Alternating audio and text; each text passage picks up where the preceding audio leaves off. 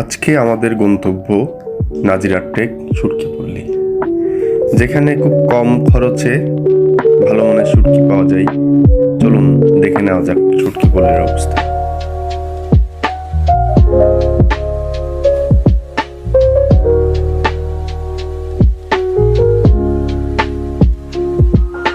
কিভাবে যাবেন?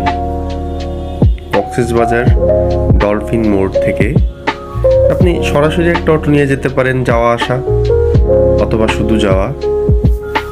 বেটার হয় আপনি যাওয়া আসা একসাথে একটা অটো ভাড়া করেন, সেক্ষেত্রে আপনার কাছ থেকে 300-350 টাকা নিতে পারে। যাওয়া আসা, শুটকি কেনা, শুটকিপল্লী দেখা, সর্বসাকুল্যে আপনার 1 থেকে 1.5 ঘন্টা সময় লাগবে। সো 1 থেকে 1.5 ঘন্টা সময় হাতে নিয়ে আপনি বের হবেন।